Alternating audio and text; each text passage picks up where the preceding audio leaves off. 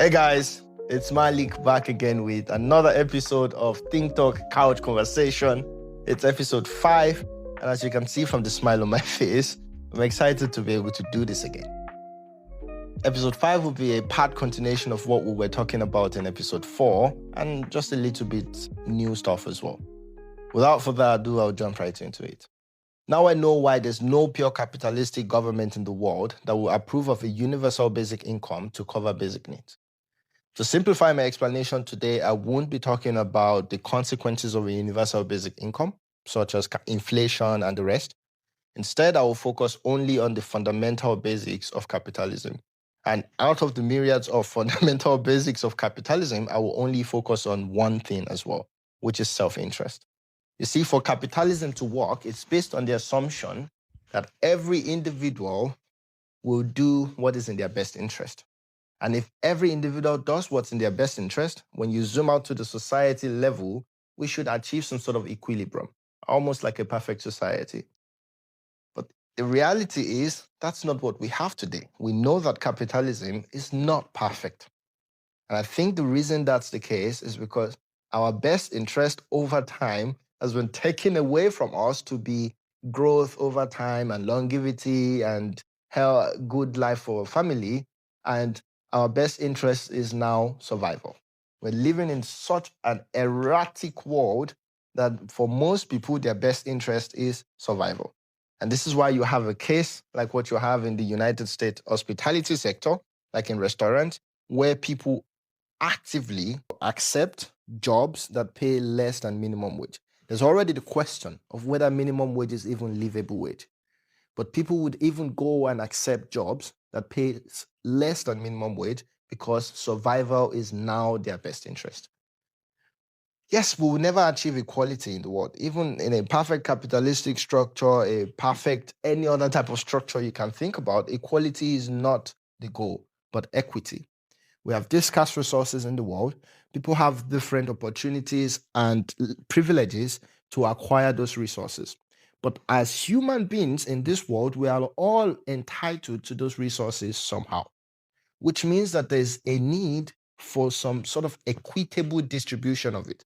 Yes, if I have put in the effort to get that resource, I should get more of it than someone that I haven't put in the effort. So when you look at the universal basic income and you talk about freeloaders, yes, these are unintended consequences that can happen. But if you think about capitalism's self-interest assumption, even with freeloaders, if it is in their best interest, they would still get involved in actually creating value. And that's what needs to happen. So the idea of freeloaders against universal basic income does not actually make any sense, especially with the amount of wealth that we have accumulated today. And I've seen how being too focused on survivor only can affect how you think and how you make optimal decisions. For example, back in the days when I was working in the bank in Nigeria, I used to try to build up clientele so that as soon as I need to increase my current account and savings account balance, I would have a client base that I can simply use to do that. And I thought, wow, why not educate market people? Because they earn a bit on a daily basis. And when you put it together on a monthly basis, it actually turns out to be a lot.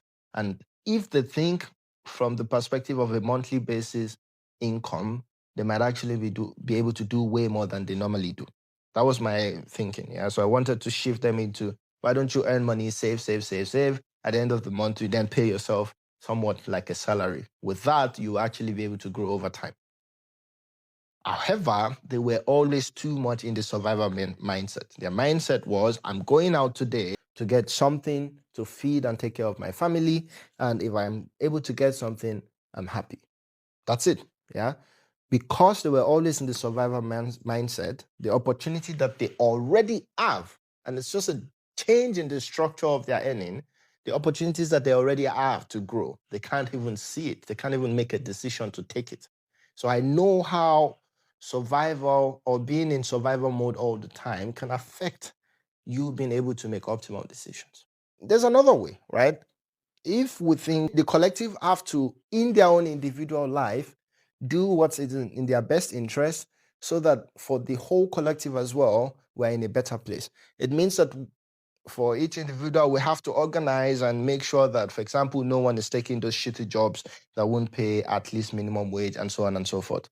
But this is very difficult because if I have to survive, how do you convince me to join an agreement with other people that are at different parts of life or different position in life to make the world better for everyone? And this is why I think there's no way to do it by ourselves. The government have to step in. And a way that the government can step in is through universal basic income. That's my take. I'm curious to know what you guys think. Let me know in the comment section. But I strongly believe that it would be a beginning. It would be a good start to actually start discussing this. Topic 2. This is going to be a hot take on AI, and please don't come for my head. Hallucination in AI is actually good for us. Please don't fix it. You see, I don't know if you know, but hallucination is that time when you ask, for example, ChatGPT a question and it just outrightly lies or make up some bullshit. You see, that's good for us because it keeps us at alert. We actually ask AI, give me feedback on how you got to that answer. You dig deeper, you try to find out if AI is lying or not. If they fix hallucination and we confirm that it's been fixed, I think we'll be in deep trouble as humanity. You know, I was watching Dr. Stone over the weekend, and it just popped up in my head that if there is some sort of post-apocalyptic world and I have to do certain things or contribute to the revival of certain technologies, what can I actually contribute to? And I'm coming from a generation where I did not grow up with AI, I did not grow up with, I actually grew up with having to go into a library to study, and of course the internet, but the internet literally grew in my face. Like I saw the internet grow, right?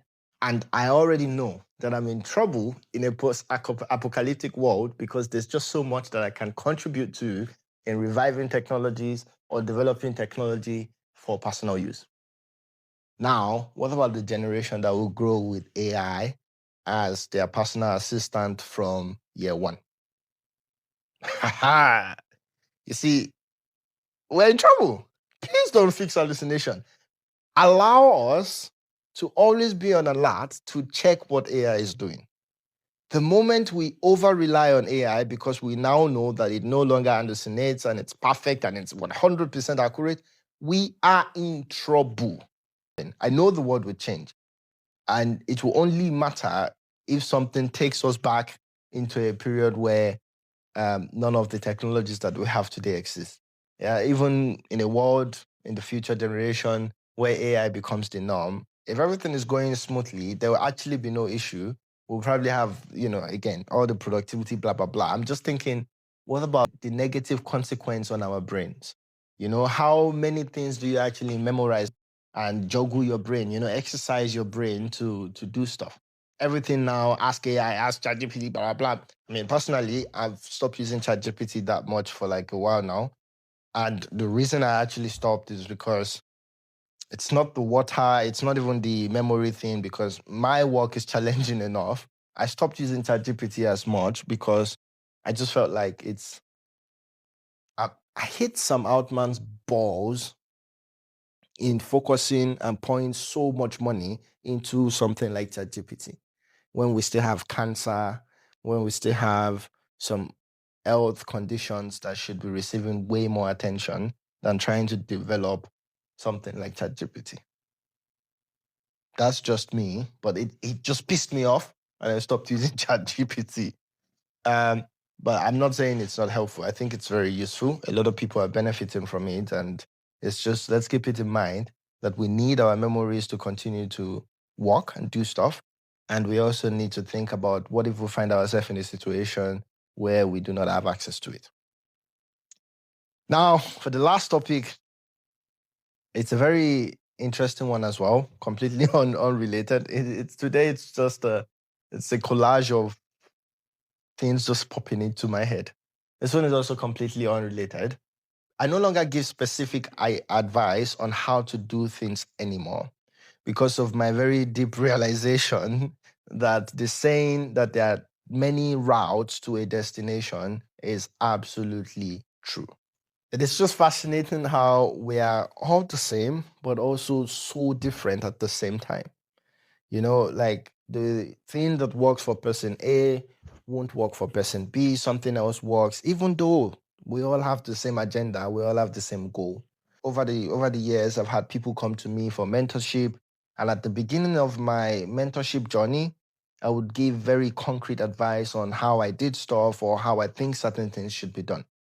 Of course, the outcome is this or that until I started saying, you know what, I don't need to be that concrete. I will support my mentees in finding their way and their direction in whatever way they want to go. Sometimes it's not exactly how I think they should do it, but if they are comfortable and they think that that will get them to the goal in a way that they believe in it, I always support either way. Of course, I might come in and say, yeah, please consider this. Yeah, think about this because from my perspective, this is why I think this might not be a foolproof plan yet, and so on. But nonetheless, I just stopped giving super concrete advice. Let's take a look at two videos as an example. Here's my advice as a moderately successful entrepreneur in New York City. Get over yourself. Like, literally, get over yourself. If you want to do something new, if you want to change your life, if you want to start that business, if you want to become a blogger, if you want to write that book, if you want to host that event, whatever, you have to get over yourself. And this is what I mean by that. The number of dreams that have not been realized because somebody is too embarrassed to even try or to put themselves out there are probably, I don't know, hundreds of millions. And the number of people who've died of embarrassment, as far as I know, is zero. At the beginning, That's video one. Everybody's afraid of being cringy or being judged. You're not having fun because you're afraid of other people. You got to stop caring about what other people think, and you got to start caring about having a lot of fun in your life and being sillier and lightening up. Your fear that people are going to judge you is keeping you from having fun and being playful and creative and energized and silly. And I'm here to tell you, let them. Let people think whatever they're going to think. Because if they're thinking something negative about the fact that you're the first person on the dance floor, they're probably miserable in their life. So let them be miserable.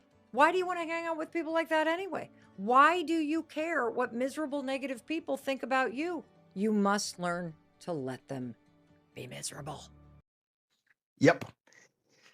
So these videos are basically two videos that, if I summarize it, is telling you or teaching you how to get to the goal of being confident and being a doer and actually doing things that's fun for you, things that you want to do. But then if you look at the advice, they've gone through different ways. Taylor is saying, you're not that important. Just do what you want to do. No one gives a f. On the other hand, Mel Robbins is saying, you know what? If people are actually thinking about what you're doing and they're thinking about it in a negative way, then they must be miserable. These are two different advice. Yeah. So one, you'll be doing your thing, feeling like, if you don't like what I'm doing, then it's your problem. You're probably miserable. And the other one, you're doing your thing and you're thinking, they probably don't notice. Yeah, no one is paying attention. Everyone is busy with their life. No one is paying attention. I just want to do my thing. These are two different ways, two different routes to the same destination. There are many, many ways that could get you to that same destination. But this video, when I saw these two videos, it was very funny because I was scrolling through, was it Instagram or TikTok? And they just came after each other. And it just popped in my head. This is the perfect example to explain there are multiple ways to the same destination thing. From my perspective, I prefer the Taylor way because I really believe we're not that important. I think every individual, just do your thing. But that's the way that works for me. It might not work for someone else. The Mel Robbins way, my issue with it is simple. I think when you do weird stuff, it's weird stuff. Yeah, people might feel one type of way about that. That's fine. You should accept that. It's just a consequence of doing weird stuff. Weird stuff might be what you want to do. It might get you to where you want to get to. That's completely fine. If someone feels it like, oh, that's weird, it doesn't mean that they're miserable, right? People will think, people will say things, people will have that impression. It does not even mean that they're completely bad or miserable or that or this. And I don't like the idea that we also in our own self, feel above people that don't understand us, or feel that we need to judge people that don't understand us. It's simple, they just don't understand you. And guess what? They will probably forget the moment you're no longer in front of them. So just do you, we're not that important. That's my own angle. Again, look at me. Now I'm trying to argue for my position. That's not even the point of the video. I'm pretty sure that there are people doing the male way, they're absolutely smashing it. And there are people doing the other one as well, and it works for them. And there are many, many other routes. And that's just the point that I want to make. There are multiple ways to the market. When you see on the internet what people say, what people about any topic, marriages, relationships, jobs, just take it as that's one way. How do I feel about that? Do I feel the conviction that this way suits the kind of person that I am, or the type of journey or the type of personality that I am? If it doesn't, trust me, there's another way that will potentially work as well. And that's it for today's episode. See you next time. Cheers.